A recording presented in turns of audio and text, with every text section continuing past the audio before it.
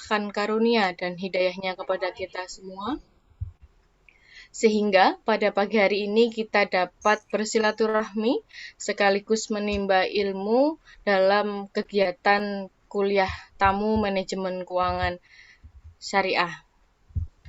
Sholawat serta salam semoga senantiasa tercurahkan kepada junjungan Nabi besar Muhammad SAW. Semoga kita semua mendapatkan syafaatnya di yaumul akhir kelak. Amin, amin ya rabbal alamin. Baik, untuk mempersingkat waktu, berikut akan kami bacakan susunan acara kuliah tamu pada pagi hari ini. Yang pertama adalah pembukaan. Yang kedua, sambutan dari Ketua Jurusan Ekonomi Syariah. Yang ketiga, penyampaian materi. Keempat, diskusi. Dan terakhir adalah penutup. Baik, mahasiswa-mahasiswi yang kami hormati, untuk mempersingkat waktu, marilah kita buka acara pada pagi hari ini dengan bersama-sama membaca basmalah. Bismillahirrahmanirrahim. Semoga acara kuliah tamu pada pagi hari ini dapat berlangsung dengan lancar dan memberikan manfaat yang besar bagi kita semua. Acara selanjutnya yaitu sambutan dari Ketua Program Studi Ekonomi Syariah, dan kami mohonkan kepada Bapak Muhammad Aris Syafi'i MEI, kami persilahkan.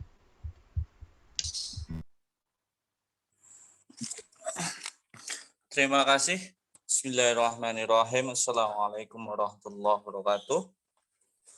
Alhamdulillahirabbil alamin wassalatu wassalamu ala asyrofil anbiya'i wal mursalin wa ala alihi washabbihi ajmain.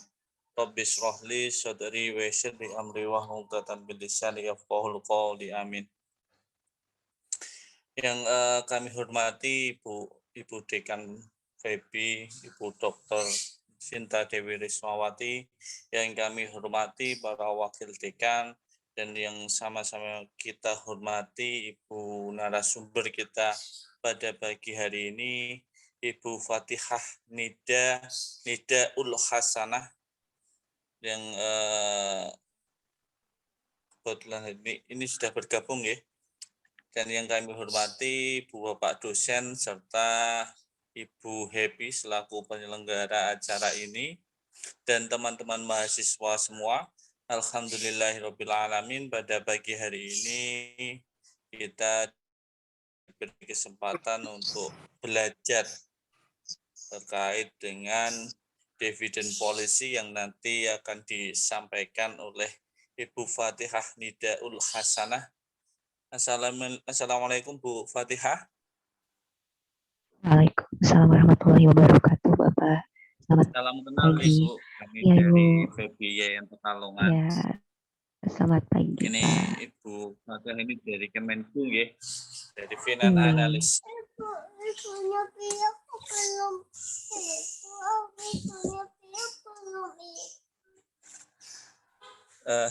Mohon maaf. Terima kasih sudah berkenan nanti berbagi ilmunya atau sharing kepada mahasiswa kami, sehingga harapan kami mahasiswa akan lebih paham terkait dengan dividen policy ini atau hal-hal yang terkait dengan dividen lainnya. Siap.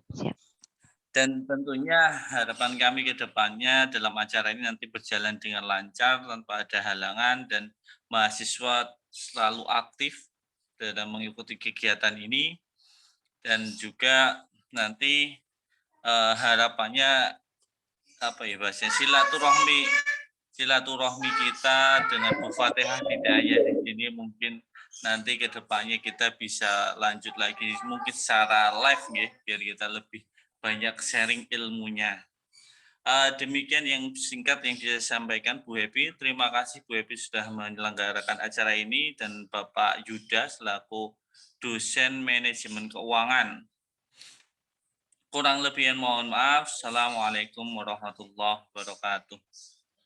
Waalaikumsalam warahmatullahi wabarakatuh. Terima kasih kepada Bapak Muhammad Aris Syafi'i MEI untuk sambutannya. Acara selanjutnya langsung saja kepada inti dari acara pada pagi hari ini, yaitu kuliah dosen tamu. Untuk narasumber Ibu Fatihah Nidaul Hasanah. mengenai kebijakan dividen atau dividend policy. Baik, sebelum masuk langsung ke dalam materi, saya mohon izin dulu untuk bisa menyampaikan sedikit kurikulum vitae dari Ibu Nida. Ini saya kebetulan dengan beliau satu alma mater dulu, jadi sering dipanggilnya ini Bu Nida. Begitu nggih, Bu Nida nggih? Iya, Bu Happy. Oke, baik. Bu Nida ini ambil S1 dan S2 itu sama-sama manajemen. Yang pertama S1 dan S2-nya di Diponegoro University, sama-sama mengambil ekonomi manajemen. Beliau punya experience sebagai ikut program research dari Astra tahun 2015. Beliau juga sebagai supervisor keuangan di Telkom Project tahun 2016. Beliau juga sempat menjadi spesialis of commercial and corporate operation pada PT BFI Finance. Nah, beliau juga sudah pernah mendapatkan Certificate Delegate of International Model United Nations Online Conference tahun 2021. Nah, achievement yang beliau dapat ada Grand Finalis Research Grant for Management Studies 2014 pada Pajajaran University. Nah, dari sekarang ini, kalau sekarang ini beliau alhamdulillah menjabat sebagai analis keuangan Kementerian Keuangan yang sekarang ini posisinya beliau masih ada di Palembang. Baik, untuk mempersingkat waktu, Ibu Nida mohon untuk bisa memberikan semua ilmunya. Nah, ini mungkin kalau berbicara kebijakan dividen hanya sedikit saja ilmu yang Bu Nida ini punya. Nah, nanti sometimes kita buat acara seperti ini lagi supaya nanti sisi-sisi ilmu yang lain yang dari Bu Nida punya ini bisa sharing juga ke teman-teman mahasiswa-mahasiswi. Baik, kepada Ibu Nida monggo kami persilahkan. Siap. Terima kasih Bu Happy. Assalamualaikum warahmatullahi wabarakatuh. Selamat pagi Waalaikumsalam. Bapak Ibu. Assalamualaikum warahmatullahi wabarakatuh. Selamat pagi yang terhormat Bapak Dekan, yang terhormat Bapak Ibu dosen staf Kaprodi di IAIN Pekalongan. Terima kasih juga telah mengundang saya sebagai dosen tamu untuk membahas terkait dividen policy sendiri. Nah, di sini terkait dividen policy sendiri, sebenarnya dividen policy sendiri tidak langsung in charge dalam pekerjaan saya langsung keseharian, tapi saya di sini berbicara sebagai investor atau praktisi dalam pasar modal Indonesia gitu. Mohon izin Bapak, tadi saya sudah share materinya. Boleh di-share screen?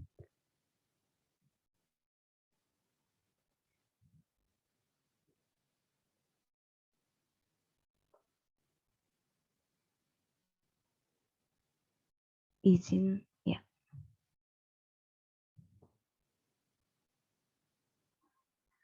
Baik, langsung saja mungkin langsung saja ke pembahasan materinya untuk dividen policy sendiri. Next. Nah, mungkin di sini teman-teman atau Bapak Ibu dosen ada yang juga merupakan praktisi di pasar modal Indonesia atau di pasar saham Indonesia. Nah, di sini sebagai investor kita pasti punya tujuan untuk investasi ya, tidak hanya capital gain atau dividen gitu, tapi kita juga bisa mendapatkan keuntungan atau keuntungan dari dividen sendiri. Nah, di sini mungkin saya tidak akan membahas terkait capital gain atau analisis teknikal untuk terkait capital gain-nya untuk dalam hal praktisi investasi, tapi di sini mungkin saya akan menjelaskan terkait dividen atau kebijakan dividen yang diterapkan oleh perusahaan. Nah, di sini dapat dilihat mungkin untuk ilustrasi kasus Bank BNI ya. Pada tahun 2008 ini, seperti kita ketahui ada krisis ekonomi. Nah, krisis ekonomi sendiri itu tidak hanya dialami oleh Indonesia, tapi juga dialami oleh seluruh dunia. Nah, di sini ada kenaikan juga ada penurunan dari 2007 ke 2008 terkait cash dividend yang diberikan oleh perusahaan atau dari BBNI sendiri. Nah, di sini mungkin kita nanti akan banyak diskusi aja ya sama teman-teman mahasiswa juga Bapak Ibu dosen mungkin terkait apa aja sih yang berpengaruh terhadap perusahaan dalam membagikan dividennya gitu. Nah, di sini ada penurunan pembagian dividen yang dibagikan oleh perusahaan baik pada tahun 2007 ke 2018, 2018 ke 2019 ada kenaikan pembagian cash dividennya. Mungkin nanti kita akan banyak diskusi terkait faktor yang mempengaruhi pembagian dividen ini juga terkait kebijakan dividennya sendiri. Next.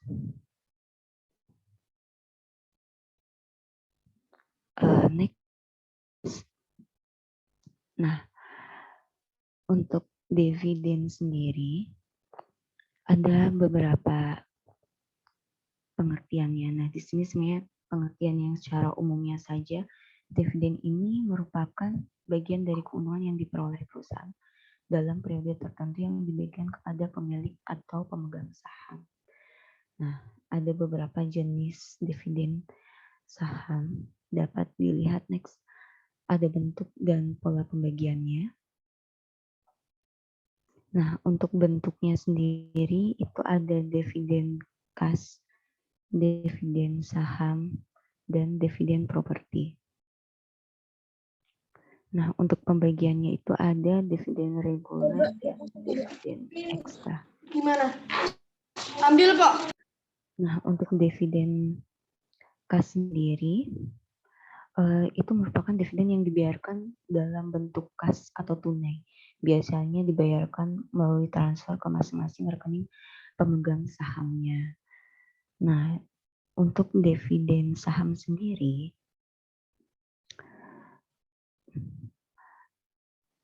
itu dividen yang diberikan kepada pemegang saham, bukan berupa kas, melainkan dalam bentuk lembar saham. Jadi dividen yang dibagikan kepada para pemegang saham yang dikonversi dalam bentuk jumlah lembar saham gitu.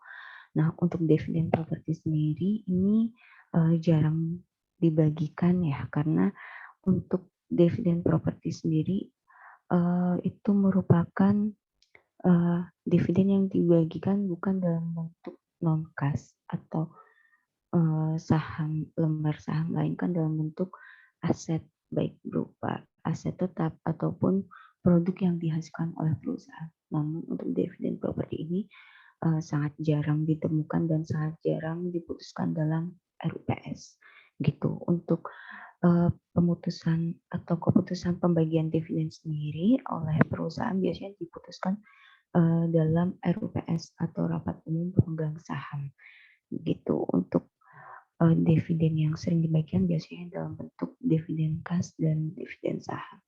Nah, di sini ada pola pembagiannya, ada dividen reguler dan dividen ekstra.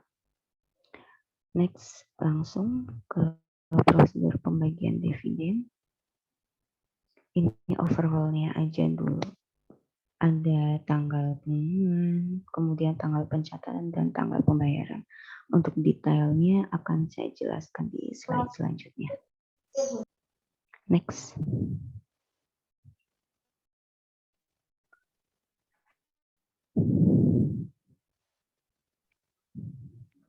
Nah, ini untuk dividen kasnya sendiri. Next.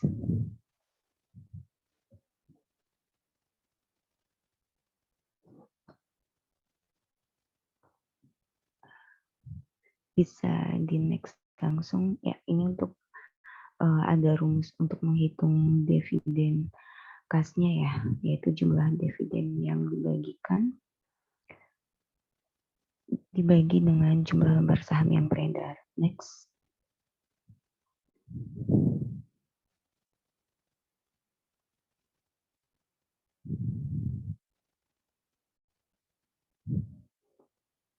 Nah,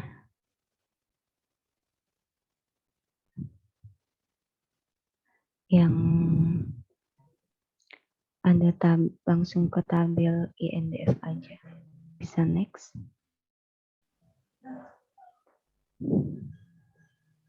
Oh, page belum ini. Nah, ya. Nah, ini ada salah satu laporan keuangan untuk INDF atau Indofood.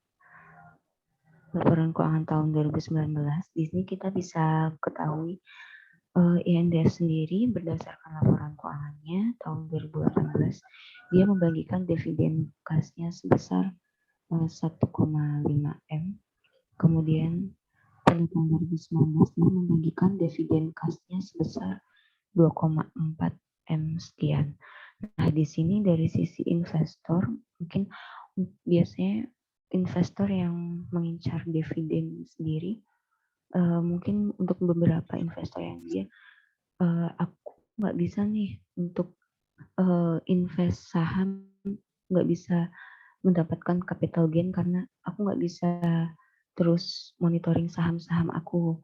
Nah, di sini hampir saham-saham LQ45, saham-saham dengan saham-saham dengan laporan keuangan yang baik, LQ45 dengan likuiditas yang baik, mereka mayoritas membagikan dividen kepada para investor begitu.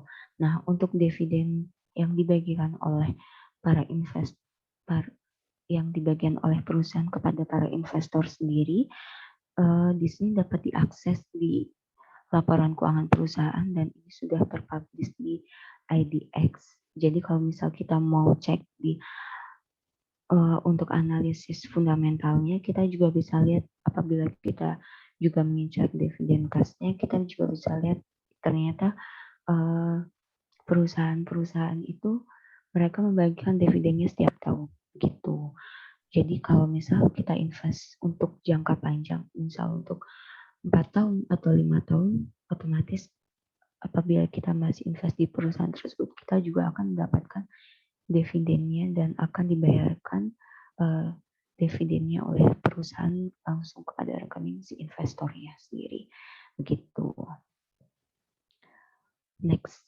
Nah, ini juga mempengaruhi keputusan investasi dari investor untuk menginvestasikan dananya di bursa, di perusahaan tersebut. Gitu. Next. Nah, ini untuk penjelasan dividen saham. Nah, ini untuk dividen saham sendiri, dividennya itu tidak dibagikan dalam bentuk cash atau ditransfer ke rekening masing-masing investor, namun dialokasikan atau dibagikan dalam bentuk jumlah lembar saham gitu. Next, langsung saja. Next.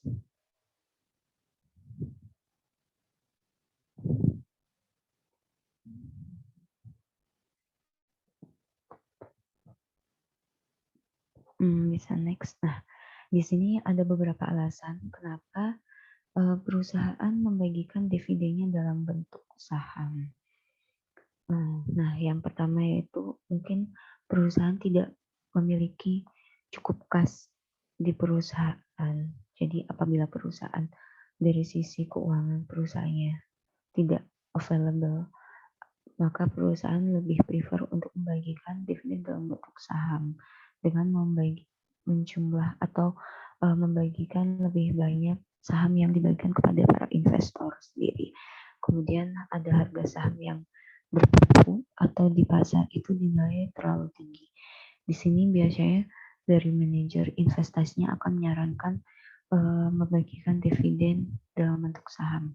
Misalnya perusahaan Unilever itu sebelumnya juga sudah pernah membagikan dividen dalam bentuk saham, di mana karena Unilever atau investor juga menganggap harga saham si Unilever ini terlalu tinggi gitu. Yang ketiga itu ada menghindari pajak, karena beberapa untuk dividen yang dibagikan dalam bentuk cash sendiri itu akan dikenakan pajak kepada investornya. Nah, ini mungkin ada beberapa investor yang memiliki mungkin jumlah saham yang dia investasikan di perusahaan tersebut mungkin sudah cukup besar. Nah, beberapa dalam RUPS sendiri mungkin si perusahaan atau si investor sendiri pemegang sahamnya memutuskan untuk membagikan saham dalam bentuk membagikan dividen dalam bentuk saham gitu. Nah, untuk yang keempat yaitu ada dengan tujuan memenuhi aturan dari Bursa Efek terkait jumlah minimal lembar saham yang beredar. Karena dari Bursa Efek sendiri dia memiliki jumlah lembar saham minimal yang beredar. Jadi misal ada beberapa perusahaan yang dia mungkin baru IPO begitu. Nah, di sini perusahaan biasanya prefer untuk membagikan dividen dalam bentuk saham kepada pemegang sahamnya gitu. Kemudian yang terakhir ada dividen saham memberikan sinyal positif tentang prospek perusahaan ke depan. Jadi dengan perusahaan membagikan dividen sahamnya, itu akan menunjukkan citra perusahaan atau menunjukkan, oh ini perusahaan ini memiliki prospek yang baik untuk ke depan karena dia memperhatikan investor yang menginvestasikan dananya di perusahaan tersebut dengan membagikan dividennya kepada para investor. Gitu. Next.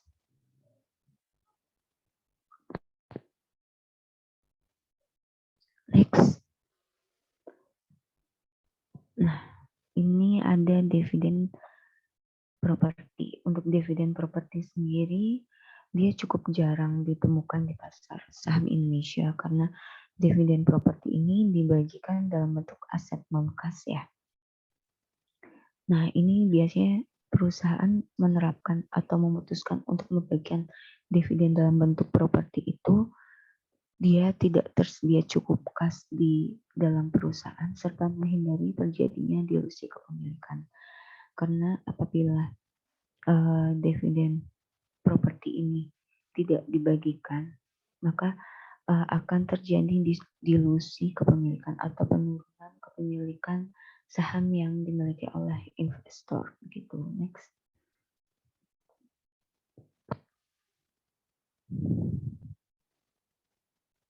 Nah, ini ada rumusnya juga. Langsung next aja.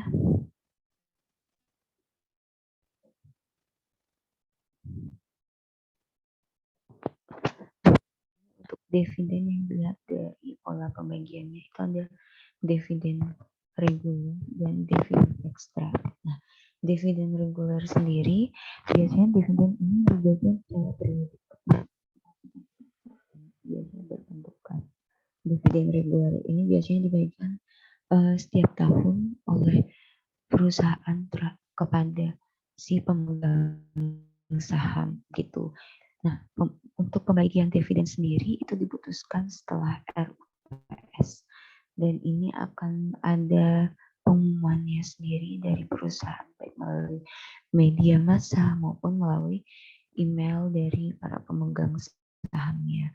Mungkin di sini teman-teman ada yang udah pernah invest saham atau ada yang sudah pernah mendapatkan dividen saham, pasti sudah pernah diundang untuk mengikuti RUPS, baik diundang secara email begitu ataupun melalui media sosial oleh perusahaan tersebut. Nah, biasanya dividen ini dibagikan secara periodik begitu. Untuk pembagian secara periodiknya sendiri dalam berbentuk kas sendiri, perusahaan akan mengkomunikasikan atau menyampaikan kepada para pemegang sahamnya berapa persentase pembagiannya berapa rupiah yang akan dibagikan kepada para investor begitu. Jadi para investor bisa menghitung sendiri berapa nih yang aku dapatkan dividen yang aku dapatkan dari investasi di saham tersebut gitu. Nah, kalau misal biasanya nih beberapa investor yang membagikan sahamnya, maksudnya biasanya beberapa perusahaan yang membagikan saham dividennya kepada investor ini ada beberapa prosedur yang disampaikan oleh perusahaan ya. Yang pertama itu akan disampaikan melalui declaration date. Nah, declaration date ini biasanya dilakukan perusahaan untuk mengumumkan pembagian dividennya kepada para investor. Di sini isi pengumumannya biasanya mencakup informasi tentang besar dividen per lembar sahamnya, kemudian tanggal pencatatan para pemegang saham yang tidak berhak atas dividennya, juga tanggal berlakunya ex dividen dan cum dev, serta tanggal pembayaran dan cara pembayarannya. Gitu. Nah, di sini ada pula ex dividend date-nya. Ex dividend date ini merupakan perbatasan dari cum dev dan ex dev sendiri. Gitu. Nah, kemudian ada tanggal pencatatan atau record date. Nah, record date sendiri ini merupakan tanggal pencatatan di mana perusahaan ini melakukan pencatatan pemegang saham mana saja yang berhak untuk mendapatkan atau menerima dividen pada periode berjalan pada tanggal yang ditetapkan atau yang disebut tanggal pencatatan gitu. Nah, di sini ada ex dividen sendiri. Nah, ini ex dividen ini merupakan batas waktu atau tanggal. Biasanya 3 hari sebelum tanggal pencatatan gitu. Nah, di mana jika terjadi transaksi jual beli saham setelah tanggal pengumuman atau sebelum tanggal tersebut, maka yang berhak atas dividen adalah pemegang saham baru. Harga yang harus dibayarkan pemegang saham baru adalah harga saham termasuk nilai dividen yang akan diterima atau cum dev-nya. Jadi di sini biasanya ada fenomena saat perusahaan mengumumkan declaration date untuk pembagian dividennya, biasanya akan banyak investor yang membeli saham tersebut. Jadi di sini biasanya akan terjadi kenaikan harga sahamnya.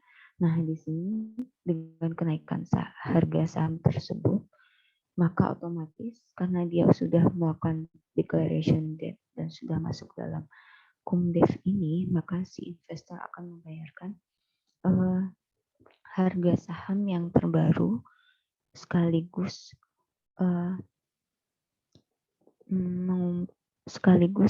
harga saham yang dibayarkan oleh pemegang saham, harga saham termasuk nilai dividen yang akan diterima atau biasa disebut cum dev-nya. Begitu.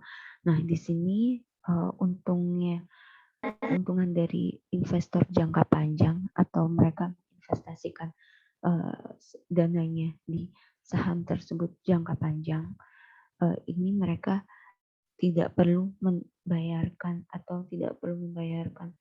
saham dengan atau membeli saham dengan harga yang terbaru karena mereka sudah menginvestasikan dananya pada tanggal-tanggal sebelumnya. Misal kita sudah pernah membeli saham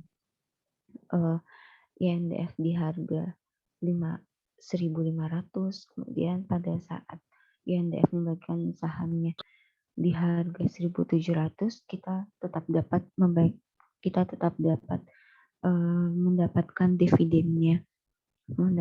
dividennya sesuai dengan harga saham serta kumulatif atau cum dev dengan kenaikan harga saham pada saat cum dev tersebut gitu.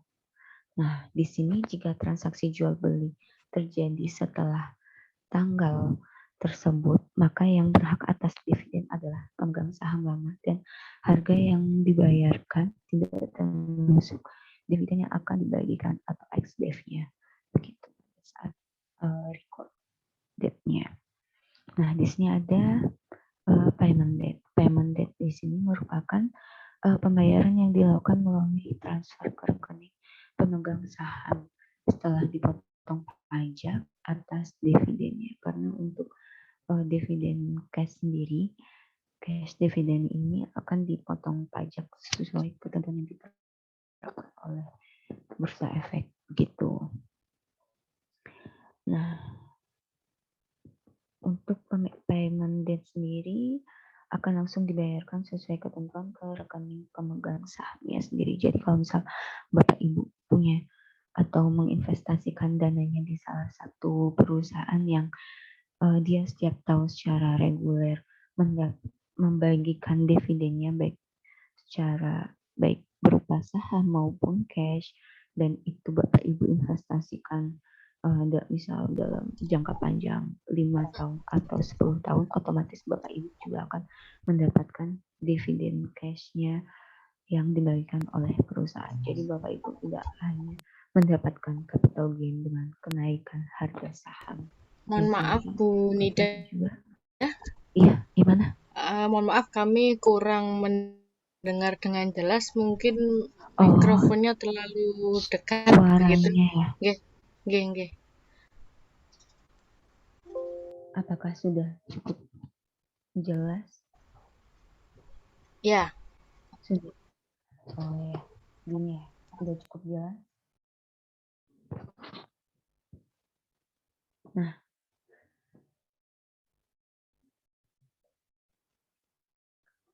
Nah, di sini kebetulan saya termasuk investor yang jangka panjang, karena di sini saya bukan menganut investor trading ya. Mungkin di sini teman-teman mahasiswa ada yang suka trading begitu. Nah, di sini teman-teman juga mungkin nanti bisa sharing juga terkait tradingnya gitu. Tapi di sini kebetulan saya termasuk investor jangka panjang yang investasikan dananya 3 atau mungkin 5 sampai 10 tahun untuk saham-saham yang tertentu yang menurut analisis siap. Nah, oke, siap. Terima kasih Bu Happy. Nah, mungkin analisis fundamental atau analisis teknikal bisa diterapkan Bapak Ibu untuk menginvestasikan atau memutuskan untuk investasi saham di perusahaan tersebut. Nah, mungkin salah satu pertimbangan dalam analisis fundamentalnya juga yaitu pembagian dividen yang dibagikan setiap tahun oleh perusahaan kepada para pemegang sahamnya sendiri. Nah, untuk pembagian dividennya sendiri mungkin Bapak Ibu dapat melakukan analisis fundamental. Itu bisa dilihat dengan melakukan download laporan keuangan perusahaan ya. Itu sudah terpublish di Bursa Efek Indonesia. Begitu. Next.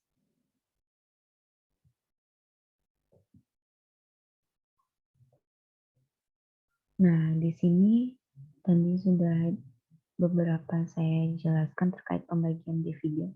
Di sini Bapak Ibu mungkin bisa melihat juga si INDF ini apakah dia secara tiap tahun membagikan dividennya atau tidak gitu, karena tidak semua perusahaan yang masuk di dalam LQ45 ini membagikan dividennya setiap tahun gitu. Nah, di sini saya disclaimer ya, tidak merekomendasikan saham tertentu atau emiten tertentu, hanya memberikan contoh saja gitu. Nah, di sini mungkin contohnya INDF sendiri dia membagikan dividennya setiap tahun. Jadi mungkin Bapak Ibu misal belum ada referensi untuk investasi jangka panjang, mungkin saham-saham yang membagikan dividen setiap tahun bisa dijadikan sebagai salah satu preferensi Bapak Ibu untuk dilakukan invest untuk menanamkan modalnya di perusahaan tersebut untuk jangka panjang, karena mungkin Bapak Ibu tidak akan hanya mendapatkan capital gain, tapi juga mendapatkan dividen atas setiap lembar saham yang Bapak Ibu investasikan di situ, begitu. Di sini INDF sendiri selalu memberikan cash dividennya. Nah, di sini mungkin Bapak Ibu bisa dilihat juga kapan tanggal kumdevnya, ex-devnya gitu. Nah, kumdev di sini biasanya dari perusahaan pada saat setelah declaration date atau pada saat setelah perusahaan mengumumkan akan membagikan dividennya, akan terjadi kenaikan harga saham. Karena di sini banyak investor yang akan menanamkan sahamnya untuk mendapatkan dividen sahamnya tersebut. Nah, untuk dividennya sendiri itu biasanya akan disampaikan oleh perusahaan pada saat declaration date. Tadi sudah dijelaskan sebelumnya berapa nominal yang akan dibagikan oleh perusahaan, berapa rupiah per lembar saham dividen yang akan dibagikan kepada para investor gitu. Next. Selanjutnya terkait kebijakan dividen. Nah, bagi investor sendiri, kebijakan dividen ini penting nggak sih? Tuh. Nah, kebijakan dividen sendiri ya, itu merupakan unsur utama return ya, atau pendapatan yang diharapkan oleh investor selain capital gain. Jadi, investor sendiri ini tidak hanya mengharapkan capital gain, tapi juga dividen dari return dividen dari saham atas dana yang diinvestasikan oleh investor gitu. Jadi dividen sendiri juga mencerminkan return atau pendapatan yang didapatkan oleh perusahaan. Jadi semakin perusahaan selalu memberikan dividen kepada investor, semakin perusahaan itu dapat mendapatkan return atau selalu mendapatkan kenaikan atau keuntungan yang didapatkan oleh perusahaan gitu. Nah, di sini kebijakan dividen sendiri akan mempengaruhi harga saham dengan sendirinya, karena harga saham sendiri akan berpengaruh terhadap nilai perusahaan. Nah, kebijakan dividen yang diterapkan oleh perusahaan ini juga akan menetapkan besarnya keuntungan yang diberikan dari dividen, berapa yang ditahan, dan bagaimana pola pendistribusiannya. Nah, untuk oh ya, sudah jelas lagi suaranya?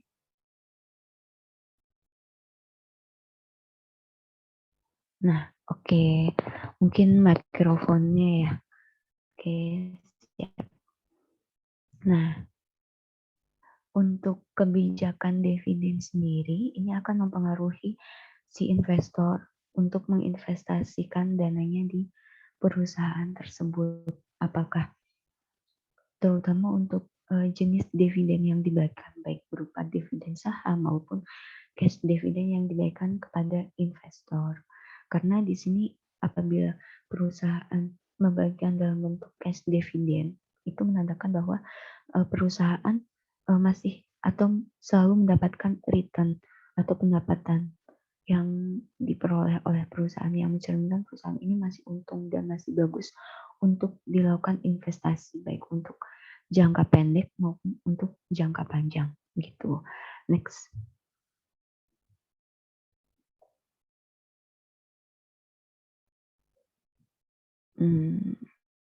Ya, jenis ukuran dividennya.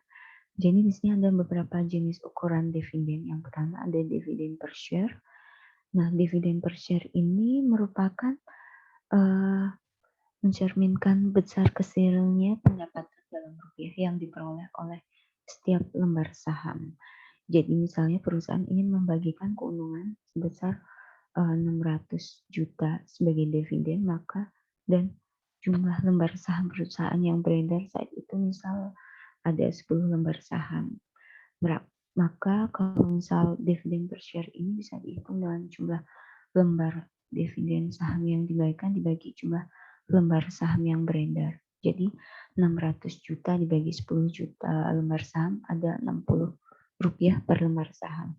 Nah, biasanya untuk dividen per share ini akan disampaikan oleh perusahaan pada saat declaration date untuk berapa jumlah rupiah per lembar saham yang akan dibagikan oleh perusahaan kepada para investor gitu. Nah, yang kedua ada dividen payout ratio.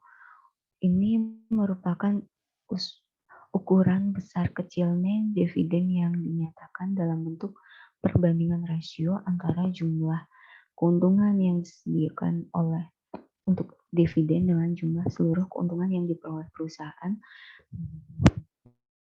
dan ditentukan dalam persentase. Nah, di sini semakin besarnya angka dividen payout ratio sendiri, maka semakin tinggi komitmen perusahaan terhadap pembagian dividen dibanding komitmen terhadap pertumbuhan perusahaan melalui pemanfaatan kembali keuntungan. Karena dividen payout ratio sendiri di sini akan menunjukkan komitmen perusahaan, komitmen manajemen terhadap si pemegang saham untuk selalu membagikan dividennya kepada para pemegang saham gitu. Nah, yang ketiga itu ada dividen yield. Ini merupakan tingkat pendapatan dividen. Nah, ukuran besar kecilnya dividen yang dinyatakan dalam bentuk perbandingan antara dividen per lembar saham dengan harga pasar yang berlaku atas saham yang bersangkutan dan dinyatakan juga dalam persentase.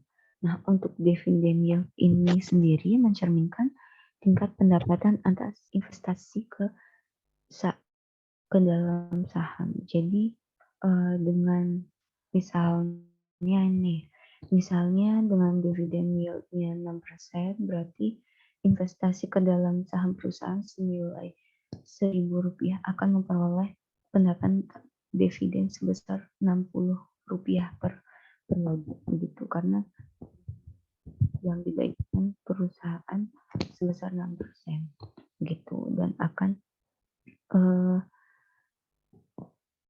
memperoleh pendapatan dividen sebesar Rp60 per lot gitu.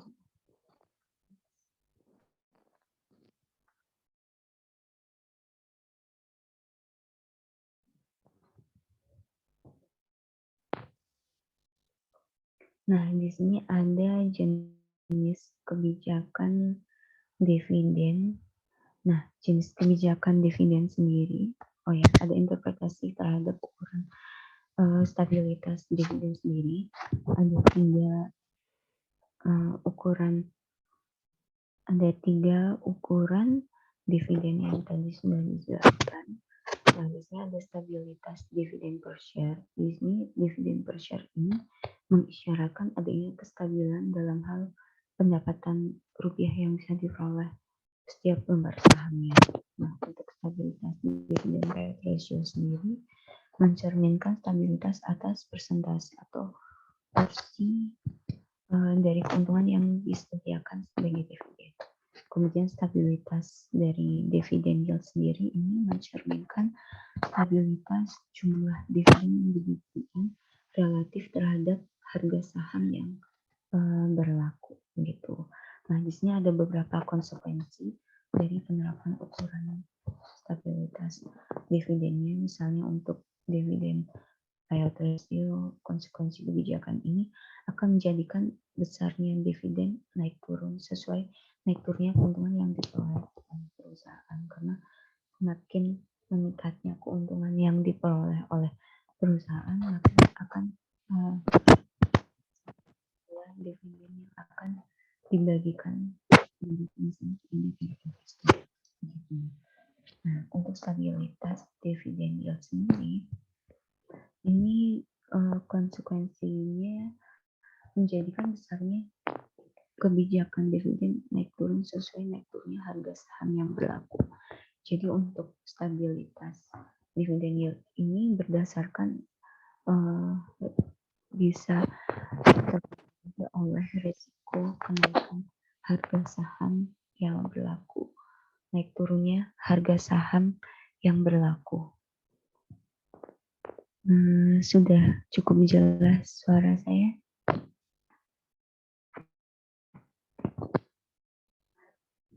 Tes. Sudah cukup jelas? Tes.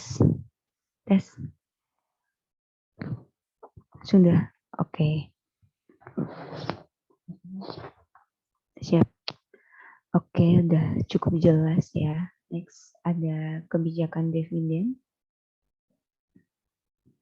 Nah, di sini ada kebijakan dividen atau initial dividend policy dan kebijakan dividen reguler. Nah, tadi sudah dijelaskan beberapa terkait hukumannya, sekarang terkait jenis kebijakan dividennya. Yang pertama itu ada initial dividend policy sendiri.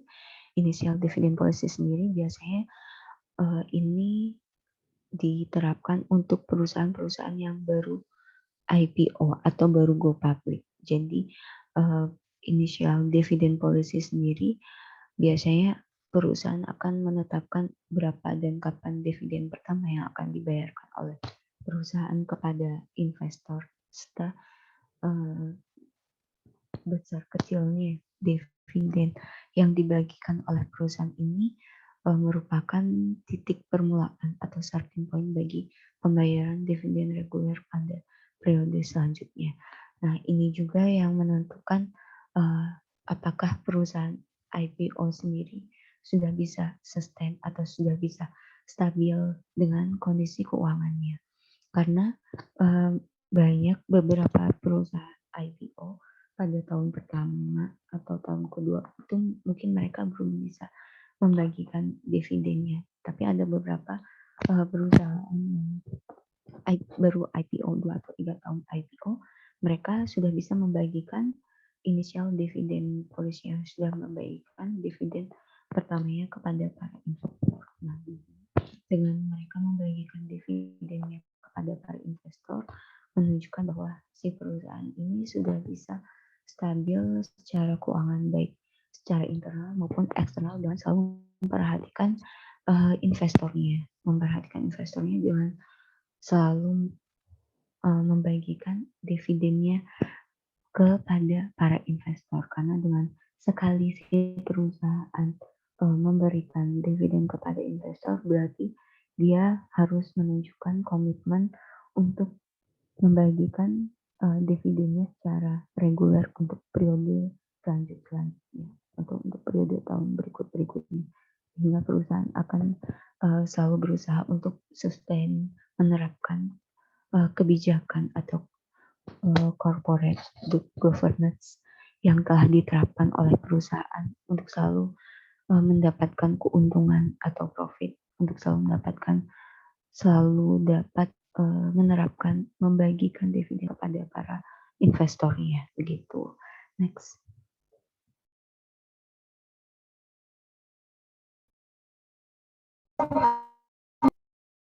Nah, ini ada kebijakan dividen reguler. Kebijakan dividen reguler ini diterapkan oleh perusahaan yang sudah stabil gitu. Nah, biasanya kebijakan ini perusahaan akan menetapkan terkait dengan penetapan besaran dan pola pendistribusian dividen regulernya. Nah, di sini untuk perusahaan yang menerapkan dividen reguler itu biasanya untuk perusahaan-perusahaan yang sudah cukup stabil secara keuangan, baik secara internal maupun eksternal, dengan selalu membagikan dividennya kepada para investor atau para pemegang sahamnya gitu. Nah, next.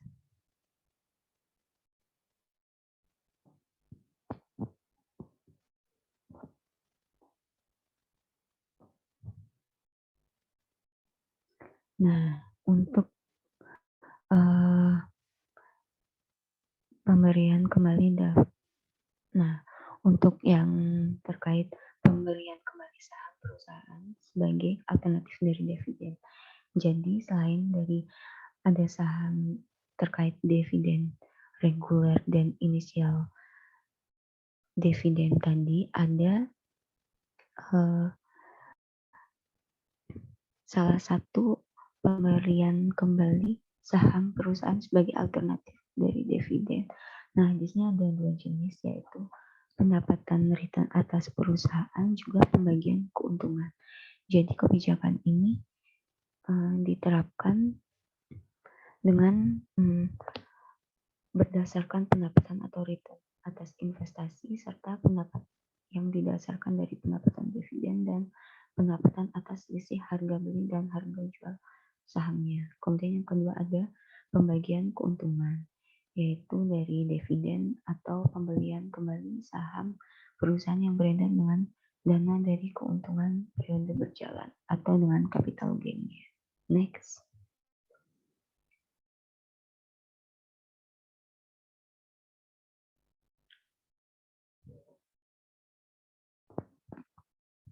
Bisa next.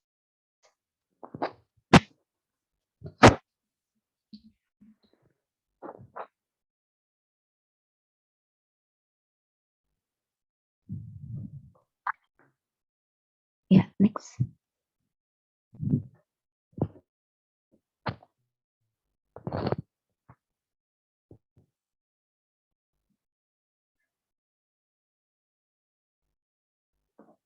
Nah, di sini kenapa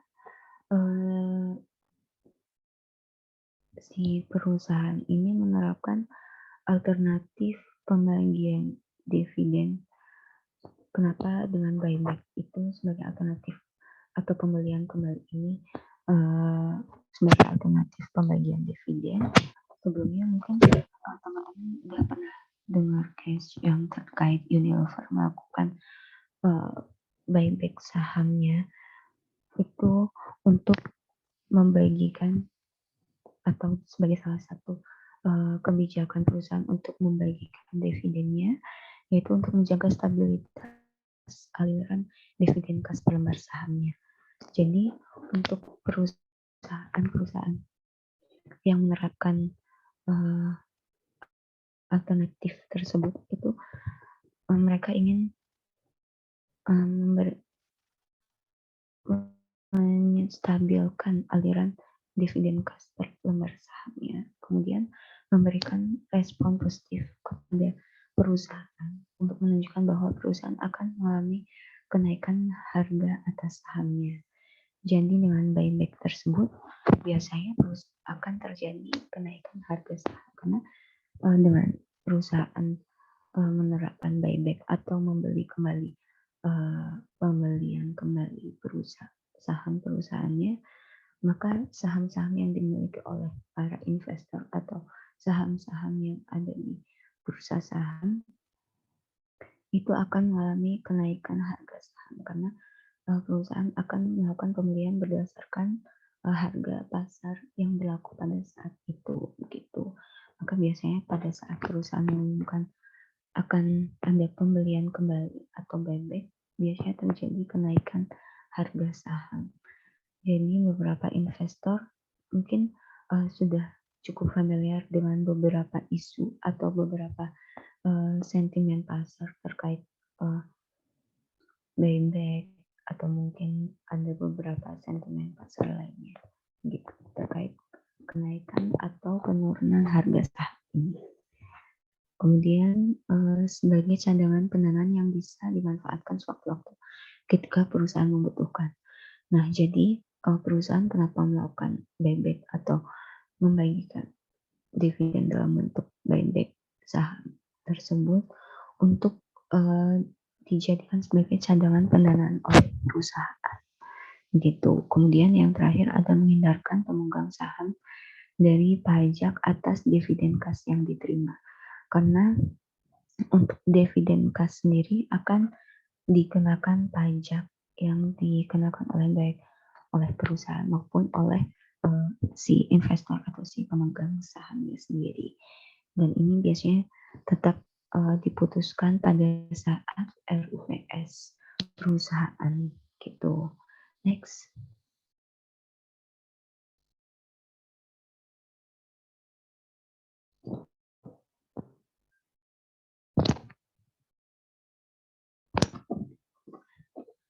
Next.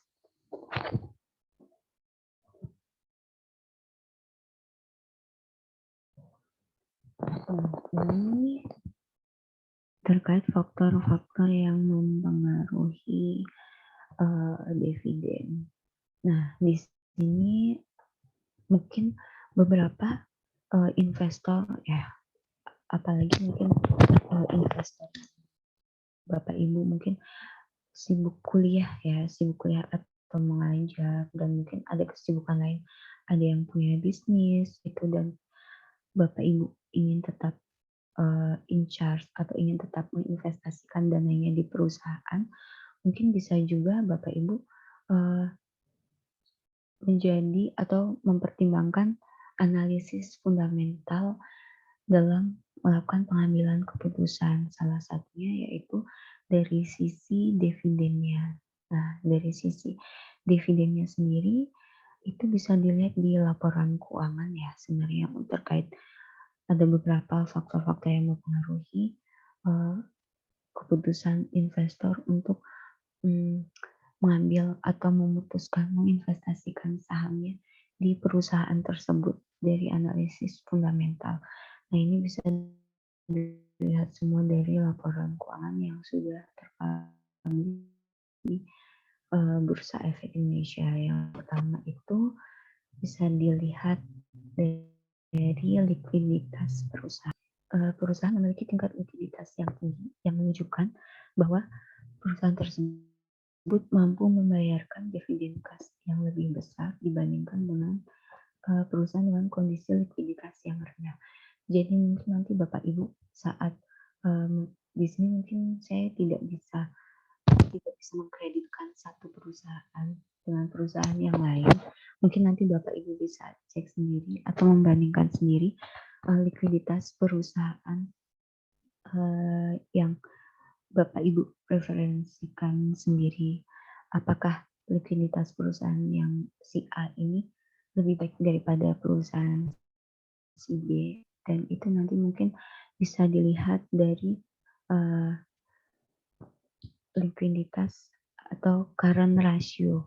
Biasanya untuk likuiditas itu dilihat di current ratio di laporan keuangan perusahaan tersebut gitu.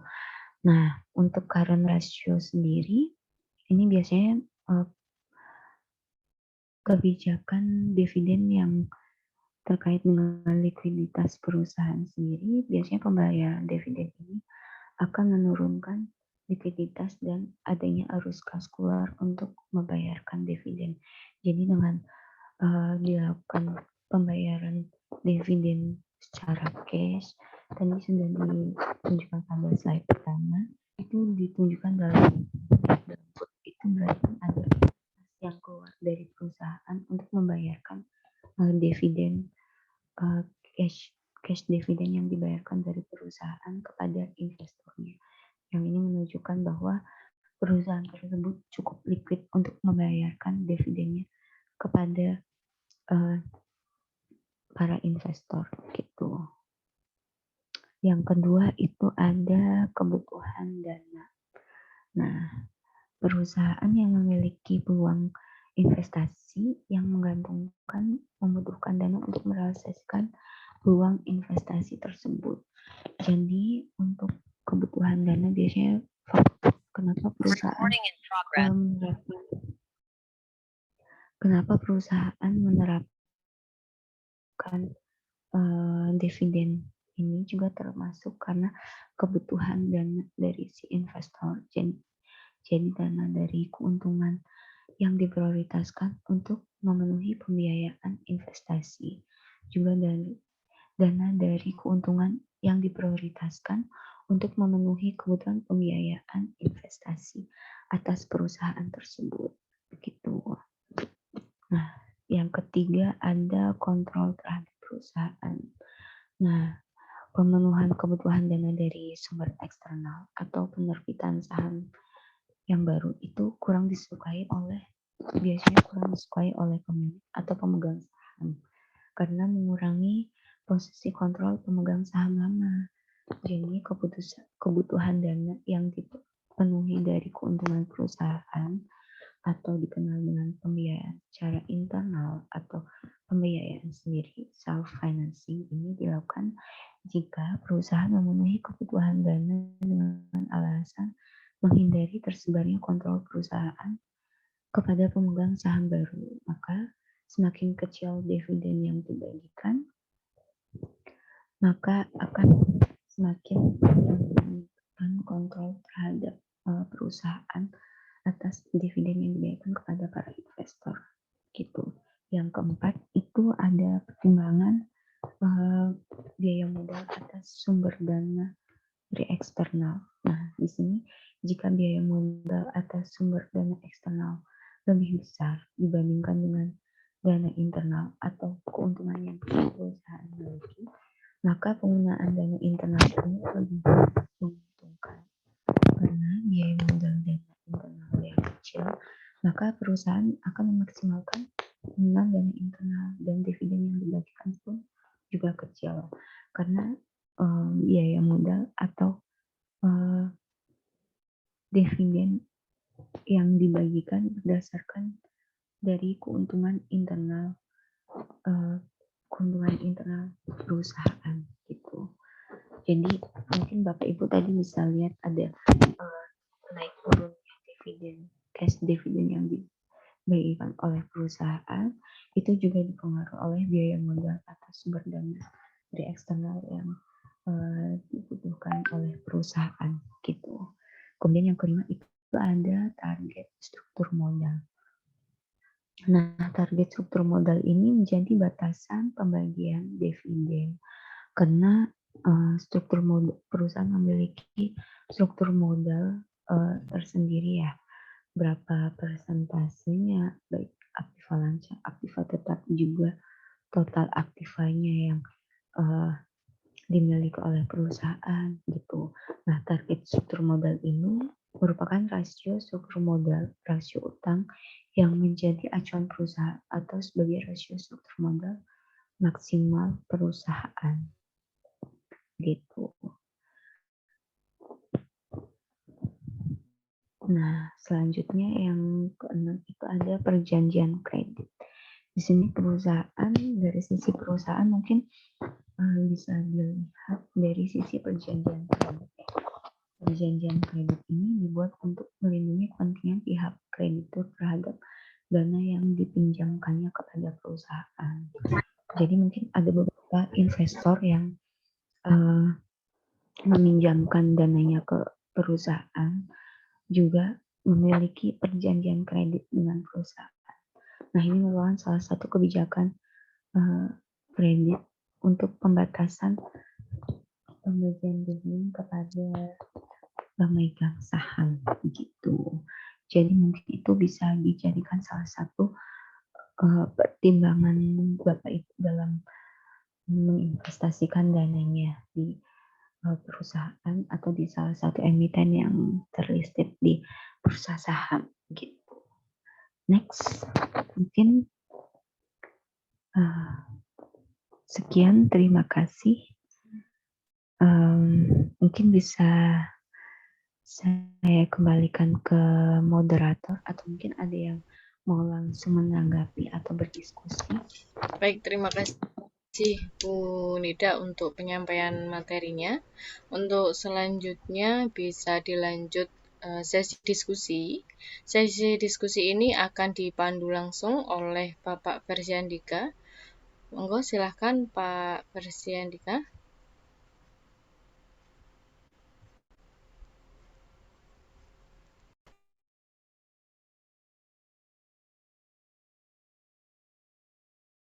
Oh, sepertinya Pak Fersyandika Yuda sedang ada trouble jaringan internet ini. Baik, oke, sudah bisa masuk lagi Pak Yuda?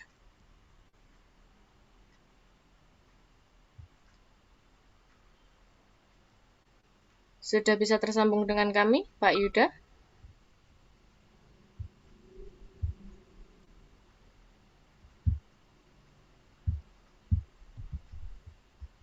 Oke, sudah terdengar suara saya Bu Happy ya?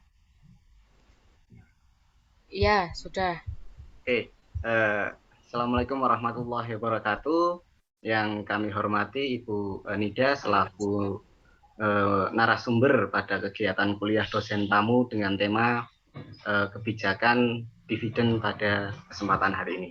Oke, tadi sudah banyak sekali yang disampaikan oleh Bu Nida, dan memang yang disampaikan Bu Nida ini merupakan kalau ibaratkan makanan, ini adalah dagingnya, ini adalah inti dari makanan yang disampaikan oleh Bu Nida tadi. Saya mencatatkan tadi ada beberapa hal, diantaranya adalah terkait dengan macam-macam dividen. Tadi ada dividen kas, ada dividen saham, kemudian ada juga dividen properti. Nah, yang biasa tadi dibagikan atau diberikan kepada para investor, pada para stakeholder adalah yang dividen kas maupun dividen saham, karena memang dividen properti ini agak bukan sesuatu yang terbiasa, bukan sesuatu yang terbiasa dibagikan khususnya pada perusahaan-perusahaan yang ada di Indonesia. Oke, langsung saja. Tadi sudah dijelaskan terkait dengan beberapa materi dividen policy. Silahkan nanti bagi rekan-rekan mahasiswa yang ingin berdiskusi atau menanyakan terkait dengan kebijakan dividen, nanti bisa langsung mengaktifkan fitur video dan juga mengaktifkan mikrofonnya. Monggo, silahkan. Mumpung ini ada ahlinya gitu ya, ada pakarnya terkait dengan kebijakan dividen. Monggo.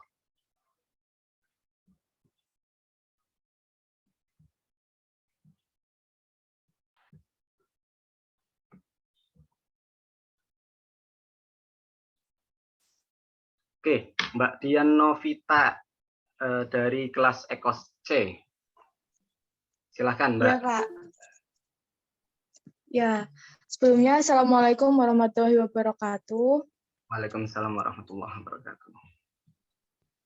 Izin bertanya, jika sebuah perusahaan menghasilkan laba yang besar, namun perusahaan tersebut tidak ingin membagikan dividen kepada pemenang saham secara berturut-turut dan hanya menjadikannya laba ditahan, apakah itu diperbolehkan dan apakah ada pengaruhnya di dalam maupun di luar perusahaan? Terima kasih. Oke, Bu Nida mau langsung dijawab atau kita kumpulkan ketiga pertanyaan terlebih dahulu? Boleh langsung dijawab aja, Pak. Langsung dijawab, monggo. Oke, terima kasih Mbak Dian terkait pertanyaannya. Bagus sekali ya. Jadi memang untuk pembagian dividen sendiri ini diputuskan pada saat RUPS rapat umum pemegang saham. Nah, di sini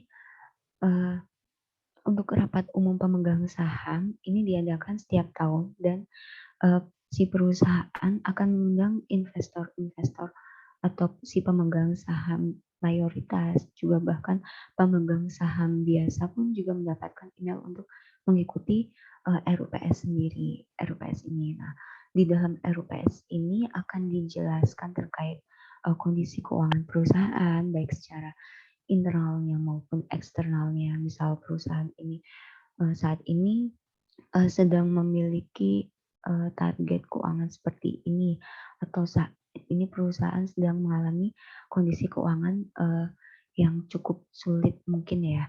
Mungkin dalam RUPS itu sendiri juga akan perusahaan atau rapat umum pemegang saham sendiri akan menghasilkan keputusan tidak akan membagikan dividennya kepada para pemegang saham atau para investor, yaitu dengan menjadikan keuntungan itu sebagai laba ditahan, dan laba ditahan ini mungkin akan disalurkan kembali untuk operasional, mungkin untuk beberapa kepentingan perusahaan secara internal maupun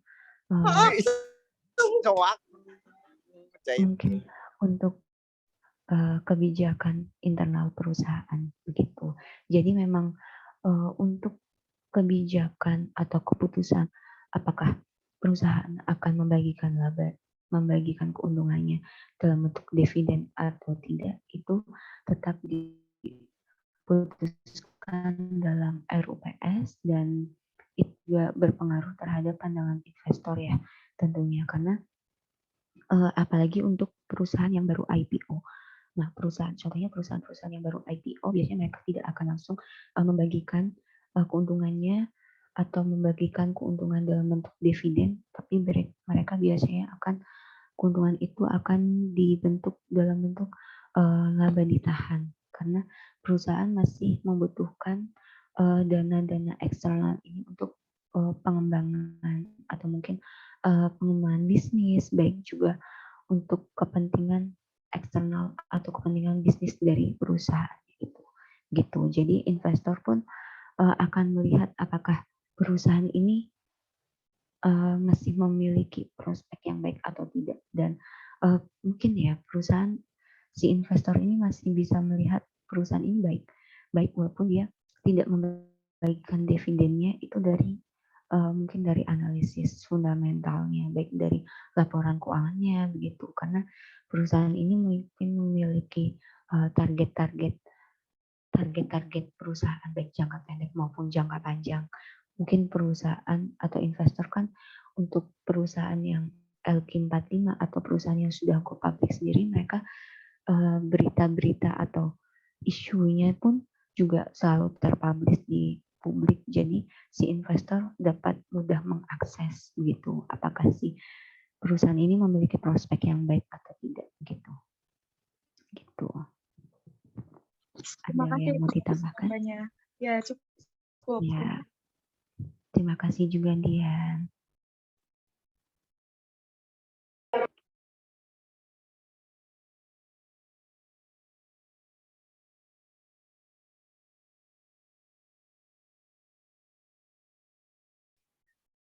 Ya, halo. Oke. Oke, terima kasih tadi Mbak Dian Novitasari menanyakan terkait dengan kebijakan perusahaan terkait apabila perusahaan itu mendapatkan keuntungan operasional perusahaan, apakah perusahaan akan membagikannya dalam bentuk dividen ataupun menjadikannya sebagai sebuah laba ditahan atau retain earning, di mana laba ditahan sendiri tadi sudah dijelaskan oleh Ibu narasumber bahwasanya laba ditahan ini keuntungan operasional perusahaan yang tidak dibagikan kepada pemegang saham, tetapi biasanya keuntungan perusahaan tadi digunakan untuk proyek investasi lain yang memang itu lebih penting ketika perusahaan itu membutuhkan dana segar untuk membiayai proyek perusahaan ke depannya. Oke. Selanjutnya ini Bu Nida ada beberapa pertanyaan di kolom komentar. Yang pertama dari Mbak Dwi Tianingrum dari Prodi Akuntansi Syariah kelas B. Izin bertanya Ibu, seperti yang kita ketahui pandemi COVID-19 di Indonesia sudah hampir 3 tahun. Nah, apakah hal ini berpengaruh terhadap kebijakan dividen setiap perusahaan? Kemudian mengenai pembagian dividen saham, apa yang akan terjadi jika pemegang saham tidak mengambil dividennya? Terima kasih. Monggo Bu Nida bisa menanggapi terkait pertanyaan dari Mbak Dwi Tianingrum. Siap. Ini pertanyaannya bagus banget ya, karena ini seperti yang sudah kita ketahui ya, pandemi COVID ini sangat-sangat membutuhkan extraordinary ya, tidak hanya dari sisi pemerintah tapi juga dari perusahaan juga butuh survive, karena juga kemarin pada saat awal pandemi kebetulan saya waktu itu ada di Direktorat Kekayaan Negara Dipisahkan. Ini sedikit sharing juga. Waktu itu kebetulan pegang case-nya Garuda. Garuda ini kan seperti yang udah kita ketahui, dia udah awal tahun 2020 dia memang sudah memiliki masalah keuangan dan mereka sudah masuk ke dalam early warning system untuk dari sisi keuangan perusahaan, dan mereka memang ada permintaan untuk PNM. PNM itu penanaman modal ya dari pemerintah ke perusahaannya sendiri. Kemudian waktu itu saya in charge untuk pegang cash Garuda ini, dan memang pada saat diskusi dengan Kementerian BUMN sendiri, dengan adanya pandemi COVID sendiri, ini sangat berpengaruh ya. Apalagi tidak hanya untuk perusahaan sekelas Garuda aja, tapi hampir semua perusahaan, hanya beberapa sektor. Mungkin sektor, tapi ada beberapa sektor yang masih diumumkan juga untuk pandemi COVID sendiri, kayak misal sektor farmasi ya, kayak sektor farmasi itu ada Kimia Farma itu, kemudian ada beberapa sektor customer good itu juga masih cukup diuntungkan dalam pandemi COVID. Tapi untuk beberapa sektor seperti perbankan, kemudian transportasi, kemudian terkait mungkin batu bara begitu, atau energi gitu ya, itu mereka sangat terdampak dalam pandemi COVID. Nah, sayangnya untuk laporan keuangan sendiri itu kan, pandemi COVID sendiri pasti kan ini sangat terdampak ya. Nah, ini pasti terpublish di laporan keuangan dari perusahaan-perusahaan ini. Nah, pasti ini juga berpengaruh terhadap kebijakan dividen yang dibagikan oleh perusahaan. Nah, misalnya untuk perusahaan-perusahaan yang membagikan dividen pada saat pandemi sekarang, mungkin kita masih bisa melihat ada perusahaan INDF kemarin baru saja membagikan dividennya. Dia termasuk perusahaan customer good dan dia masih menunjukkan adanya keuntungan ya. Jadi ini memang tidak semua perusahaan akan membagikan dividennya pada saat pandemi COVID sendiri, karena perusahaan sendiri membutuhkan survive untuk pandemi COVID sendiri. Gitu. Apalagi perusahaan-perusahaan swasta yang mereka tidak mendapatkan PNM atau bantuan penambahan modal dari pemerintah gitu. Kemudian mengenai pembagian dividen saham, apakah yang akan terjadi jika pemegang saham tidak mengambil dividen? Nah, jadi apabila nih misal perusahaan membagikan dividennya dalam bentuk cash dividen dan si pemegang saham atau investornya tidak mengambil dividennya, ya itu mungkin akan masuk, jadi kan itu langsung ditransfer ke rekening ya, otomatis itu akan masuk ke penambahan rekening. Jadi kalau misal ibu juga investasi, kan ada rekening terpisah ya, rekening saham, itu ada rekening cashnya, cash untuk cash, benar-benar cash untuk rekening saham ibu. Nah, itu akan bertambah. Jadi kalau misal ibu tidak mengambil, maka itu akan mengendap atau akan ada di cash atau rekening ibu sendiri. Jadi misal ibu otomatis langsung ditransfer ke rekening masing-masing investor begitu untuk cash dividennya sendiri. Apabila si investornya tidak mengambil, maka dia akan terakumulasi dari setiap tahunnya. Jadi misal Bapak Ibu investasi dalam jangka panjang, misal dalam 5 tahun dan dalam setiap tahunnya itu si perusahaan selalu membagikan cash dividennya, maka Ibu selalu mendapatkan dividen cash, dan dividen cashnya selalu terakumulasi setiap tahunnya. Jadi nggak berasa nih kalau misal kita jarang ngecek dan perusahaan ini emang jangka panjangnya long term yang bagus, mungkin kita tidak hanya mendapatkan capital gain-nya juga dari cash dividennya ini karena dia terakumulasi setiap tahunnya gitu. Nah, bagaimana kepemilikan dividen selanjutnya? Kepemilikan dividen selanjutnya ini tergantung dari ibu apabila apabila si investor ini masih tetap menginvestasikan sahamnya di perusahaan tersebut. Jadi kalau misal ibu cuma investasi selama 2 tahun aja, terus habis itu tiba-tiba besok hari ini aku udah jual sahamnya. Nah, terus tiba-tiba besok si perusahaan ada declaration date kalau mereka mau membagikan dividennya nih. Wah, tapi kemarin aku barusan jual nih gitu kan. Nah, berarti aku nggak bisa dapet dong kalau aku nggak menginvestasikan dana aku di perusahaan itu lagi gitu untuk di periode ini gitu. Jadi kita hanya dapat periode sebelumnya, hanya 2 tahun sebelumnya gitu. Jadi tergantung apakah ibu masih menginvestasikan dananya di dana ibu di perusahaan tersebut pada periode tersebut sampai dengan declaration date dan sampai dengan payment date-nya berakhir. Maka itu disebut maka kepemilikan dividennya itu akan menjadi kepemilikan si investor yang bersangkutan, karena untuk cash dividend sendiri akan ditransfer ke rekeningnya yang bersangkutan gitu. Itu mungkin ada yang mau menanggapi lagi. Sekian. Oke, tadi pertanyaan dari Mbak Widya Ningrum sepertinya sudah terjawab dengan baik, sudah terjawab dengan sempurna, bisa dikatakan seperti itu oleh narasumber kita. Mohon maaf sebelumnya Ibu Nida, ini saya mendapatkan info dari Bu Heti, Bu Nida tidak bisa terlalu lama untuk diskusi karena ada agenda lain. Mungkin nanti kita batasi sampai waktu jam berapa kira-kira Bu Nida? Ya, mungkin sampai 10.30 ya, karena sebenarnya ini saya juga ada 2 Zoom, ada agenda Kemenkeu mengajar untuk persiapan briefing nasional itu. Oke, mungkin satu pertanyaan lagi nggih, Bu Nida nggih.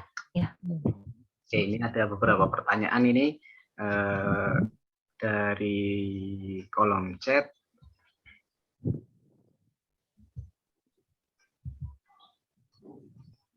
Oke, dari Mbak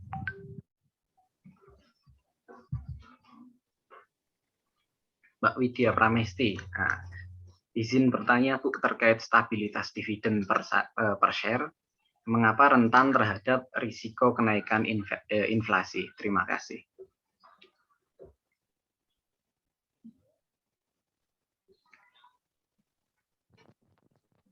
Untuk stabilitas dividen per share.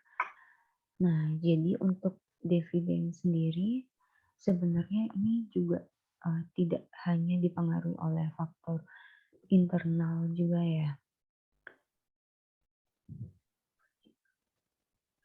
Nah, dividen per share. Nah, untuk dividen per share sendiri dia memang sangat rentan terhadap risiko inflasi, karena inflasi sendiri ini akan berpengaruh terhadap harga saham atau harga saham si suatu perusahaan. Misal nih inflasi perusahaan, maksudnya inflasi ekonomi suatu negara itu terjadi peningkatan. Nah, di mana stabilitas dividen per share ini adanya kepastian dalam hal pendapatan rupiah yang bisa diperoleh setiap lembar sahamnya. Nah, di sini mungkin karena ada hubungannya dengan nilai tukar rupiah suatu negara ya. Karena untuk inflasi sendiri mereka kan sangat dipengaruhi oleh nilai tukar rupiah atau jumlah uang yang beredar di masyarakat sendiri. Nah, kalau misal kepastian atau nilai tukar rupiahnya yang beredar di masyarakat tinggi, maka stabilitas atau dividen per share-nya itu juga akan berpengaruh terhadap dividen yang akan dibagikan oleh perusahaan dari perusahaan kepada investor.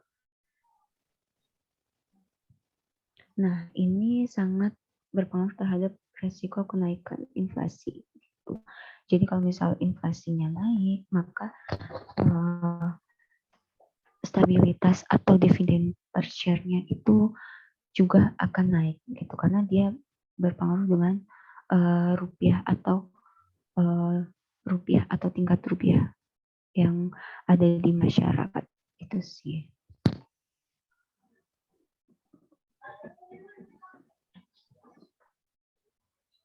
Oke, jadi tadi sedikit saya simpulkan penjelasan dari Bu Nida bahwasanya kebijakan dividen ini dipengaruhi oleh beberapa faktor, ada faktor internal maupun faktor eksternal. Nah, seperti yang kita alami bersama di masa pandemi seperti sekarang ini, memang terkait dengan laba atau keuntungan operasional perusahaan yang nantinya sebagai dasar untuk pembagian dividen ini berbeda-beda. Ada yang terdampak, ada perusahaan yang terdampak adanya pandemi, ada yang tidak terdampak. Seperti tadi yang dicontohkan oleh Bu Nida, sektor-sektor transportasi seperti perusahaan GIAA ya atau Garuda itu memang sangat terdampak sekali oleh adanya pandemi seperti sekarang ini. Kemudian ada juga yang tidak terdampak, contohnya adalah sektor-sektor farmasi. Tadi saya contohkan misalkan kebetulan ini yang saya punya sahamnya adalah saham dari Sido Muncul. Nah, saham Sido Muncul ini salah satu saham yang memang kerap kali membagikan dividennya secara teratur atau secara rutin tadi yang disampaikan oleh Bu Nida ini sebagai dividen reguler gitu ya. Nah, jadi memang tadi kebijakan dividen setiap perusahaan itu berbeda-beda. Ada faktor internal yang mempengaruhi, bisa jadi terkait dengan penjualan produknya, kemudian mungkin penjualan jasanya dan sebagainya. Tetapi juga kita perlu memperhatikan faktor-faktor eksternal yang memang mempengaruhi terhadap laba atau keuntungan yang diperoleh oleh perusahaan yang tadi menjadi dasar untuk pembagian dividen. Ada faktor inflasi, kemudian tadi ada faktor mungkin perekonomian dunia yang tadi imbas dari adanya COVID-19 dan sebagainya. Mungkin itu saja Bu Nida karena memang Bu Nida ini ada agenda lain, jadi nanti untuk rekan-rekan yang pertanyaannya belum terjawab, mungkin di kesempatan lain kita akan sambung, akan kita jawab berdasarkan dosen pengampu masing-masing. Jadi di sini nanti yang untuk kelas ekonomi syariah DEF akan saya jawab di sesi atau pertemuan selanjutnya. Nanti mungkin untuk kelasnya Bu Evi teknisnya menyesuaikan. Kebetulan sebagai informasi ini teman-teman juga sebenarnya hari ini yang ditugaskan untuk menjadi MC memang seharusnya itu Bu Happy Sista Devi, karena kemarin kebetulan Bu Happy Sista itu mengalami kejadian kemarin baru terjatuh dari motor, sehingga mungkin hari ini belum begitu fit jadinya untuk sesi diskusi saya yang tadi untuk untuk dijadikan penanggung jawabnya. Kita doakan semoga Bu Happy senantiasa bisa sehat kembali, sehat seperti sedia kala. Amin amin ya robbal alamin. Oke, mungkin itu saja yang bisa kami sampaikan. Kemudian satu lagi untuk rekan-rekan mahasiswa terkait presensi kehadiran sudah saya dan Bu Happy inputkan di Sikadu, bisa diisikan mulai dari sekarang kurang lebih nanti sampai dengan sebelum zuhur bisa diisikan. Mungkin itu saja yang bisa saya sampaikan. Sekali lagi terima kasih atas sharing materinya oleh Bu Nida. Semoga apa yang disampaikan pada hari ini, pada siang hari ini bisa bermanfaat bagi kita semua dan bisa menjadi amalan yang terbaik untuk Ibu Nida sendiri. Kurang lebihnya mohon maaf dari saya selaku penanggung jawab sesi kuliah dosen tamu kebijakan dividen ini. Terima kasih. Billahi taufiq wal hidayah. Wassalamualaikum warahmatullahi wabarakatuh. Waalaikumsalam warahmatullahi wabarakatuh. Terima kasih Pak. Terima kasih Pak. Terima kasih Bu.